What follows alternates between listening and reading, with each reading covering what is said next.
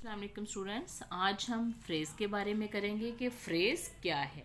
A phrase is a combination of words that makes some sense but not a complete sense. It is often without a verb. ठीक है, अब उर्दू में इसकी definition मैं आपको बताती हूँ।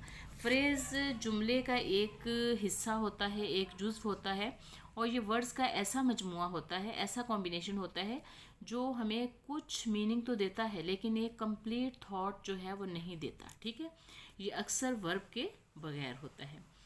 और इस तरह के ये वर्ड्स का ग्रुप होता है, जैसे मसलन इन द रूम, कमरे में। अब जस्ट हम अगर सिर्फ इसी ग्रुप ऑफ वर्ड्स को पढ़ेंगे इन द रूम, तो हमें बात समझ में नहीं आएगी इन द रूम क्या है कमरे में। ठीक है, जब तक हम इसके साथ और वर्ड्स लगाकर कंप्लीट सेंटेंस नहीं बनाएंगे तो हमें इसकी समझ नहीं आएगी। इस तरह का यह वर्ड्स का ग्रुप होता है। ठीक है, जो हमें कुछ मानी तो देता है लेकिन कंप्लीट हमें सेंस नहीं देता। मसलन इन द रूम, कमरे में।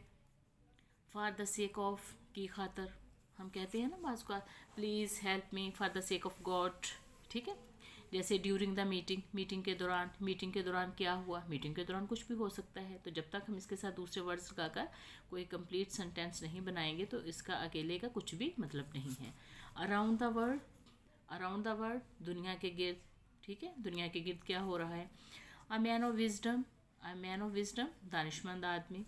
अ लार्ज नंबर ऑफ, की बड़ी तादाद, किसी भी चीज़ की बड़ी तादाद हो सकती है। ठीक है, a large number of. At a high speed, at a high speed, तेज़ स्पीड में। ठीक है, इसकी मैं मज़ीद आपको एक्सप्लेनेशन बताती हूँ। आप ये कुछ सेंटेंस देखेंगे तो आपको बात समझ में आ जाएगी आसानी से। The sun rises in the east, the sun rises in the east, सूरज मशरिक से तलू होता है। ठीक है, अब ये इन द ईस्ट, जस्ट अगर हमने इन द ईस्ट लिखा होता मशरिक से तो बात हमारी समझ में नहीं आनी थी कि इन द ईस्ट, मशरिक में क्या। ठीक है, मशरिक में क्या। तो जो फ्रेज़ है इसके साथ जब तक हम दूसरे वर्ड्स, ये अकेला कुछ भी नहीं, हमें कोई भी मतलब कंप्लीट थॉट नहीं देता जब तक हम इसके साथ दूसरे वर्ड्स जो हैं वो ऐड नहीं करेंगे। जब हम इसके साथ दूसरे वर्ड्स ऐड करते हैं तो हमें एक कंप्लीट, किसी भी सेंटेंस का कंप्लीट स्ट्रक्चर मिलता है, कंप्लीट थॉट मिल जाता है। ठीक है, the sun rises in the east.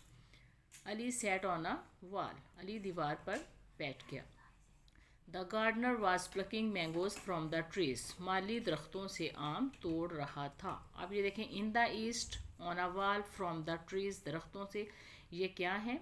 ये जो ग्रुप ऑफ वर्ड्स है ये क्या है? ये फ्रेज है। ठीक है, ये फ्रेज है।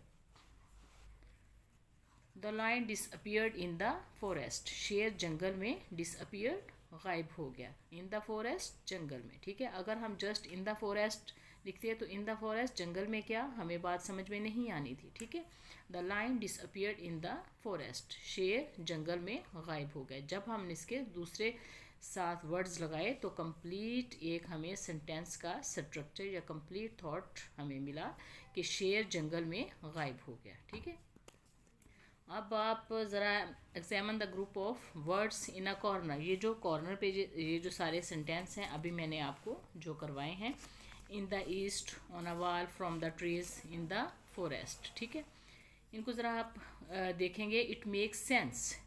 ये कुछ समझ तो बनाते हैं, कुछ मानी तो हमें देते हैं, बट नॉट कंप्लीट सेंस, लेकिन हमें मुकम्मल समझ नहीं देते। सच अ ग्रुप ऑफ वर्ड्स, इस तरह का जो वर्ड्स का ग्रुप होता है, विच मेक सेंस, जो कुछ समझ तो देता है, कुछ मानी तो देता है हमें, बट नॉट कंप्लीट सेंस, लेकिन मुकम्मल नहीं, तो इसे क्या कहते हैं? इस कॉल्ड अ फ्रेज। तो इस तरह का ग्रुप ऑफ वर्ड्स को क्या कहते हैं? फ्रेज कहते हैं। फ्रेज जो हैं वो आम तौर पर नाउन, आर्टिकल और प्रपोजिशन पर मुश्तमिल होते हैं। ठीक है, a phrase is always an important part of a sentence. Phrase जो है किसी भी सेंटेंस का एक अहम हिस्सा होता है, क्योंकि ये किसी भी सेंटेंस को एक कंप्लीट थॉट देता है, उसकी सेंटेंस की खूबसूरती में इजाफा करता है। ठीक है, a phrase can not stand alone, a phrase can not stand alone, phrase कभी भी अकेला नहीं आता, as it does not contain a subject, क्योंकि इसमें सब्जेक्ट और वर्ब जो है वो नहीं होता।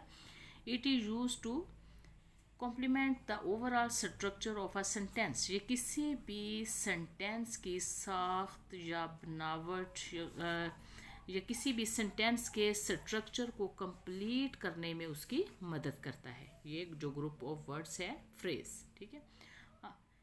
तो a phrase acts as a noun, phrase जो है वो as a noun, an adjective और an adverb in a sentence. Phrase जो है किसी भी फिक्रे में as a noun, as an adjective और एज एन एडवर्ब काम करता है, ठीक है। मुझे उम्मीद है कि आपको फ्रेज़ की समझ आ गई होगी। इसकी जो काइंड्स हैं वो हम नेक्स्ट वीडियो में करेंगे। अगर आपको मेरी ये वीडियो अच्छी लगे तो इसे लाइक करें, सब्सक्राइब करें और अपने फ्रेंड्स के साथ शेयर ज़रूर करें। अल्लाह हाफिज़।